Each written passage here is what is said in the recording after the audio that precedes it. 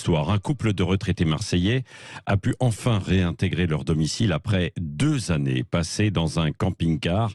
L'occupante illégale a quitté les lieux ce lundi par une intervention des forces de l'ordre. Elle a été contrainte. Alors, on rappelle l'histoire en 2 mots. Ce couple était parti faire un voyage retraité, était parti faire un petit voyage en fait autour du monde en camping-car. Ils ont été rattrapés par la maladie. Ils sont rentrés. Ils ont voulu retrouver leur logement.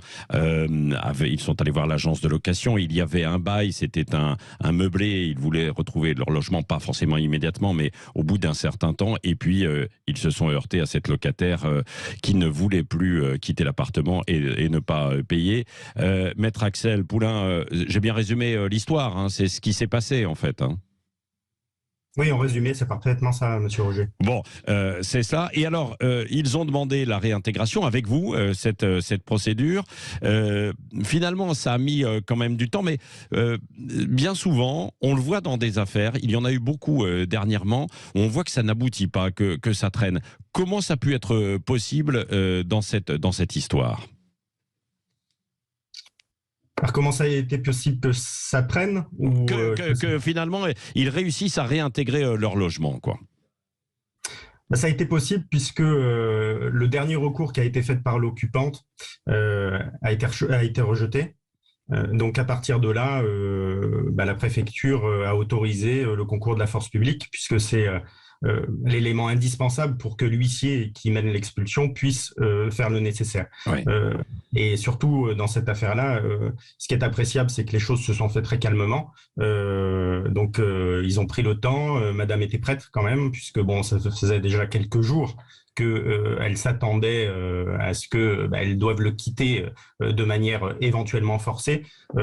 Et surtout, on lui avait assuré qu'elle avait un logement d'urgence. Donc, ça n'a pas été une expulsion sèche, comme on peut le voir parfois. Voilà. Oui, parce que le couple Garcia, est-ce qu'il avait respecté les règles? Parce qu'il était rentré de voyage précipitamment, puisqu'ils avaient eu des problèmes de santé. Et c'est vrai que comme ils avaient mis leur appartement en location, eh bien la locataire pouvait rester en fait dans cet appartement pendant un petit bout de temps. Elle avait un bail, quoi.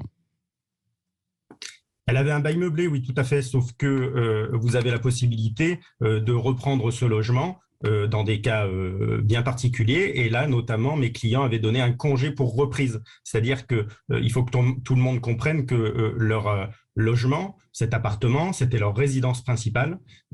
Et dès l'instant où vous avez la possibilité, où vous êtes contraint d'avoir à le reprendre pour y habiter personnellement, vous donnez un congé, vous envoyez un courrier à votre locataire et mes clients ont fait ça en mai 2020.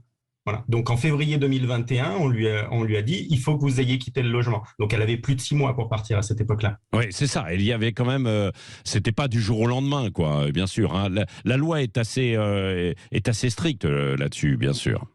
Ah oui, bien sûr, vous avez des délais à respecter, des courriers à adresser pour prévenir la personne. Oui. Est-ce que ils ont pu réintégrer leur maison? Est-ce qu'elle est en bon état? Parce que je sais qu'ils ont déboursé un petit peu d'argent, évidemment, pour toutes les procédures. Ça leur a coûté entre 18 000 et 20 000 euros, c'est ça?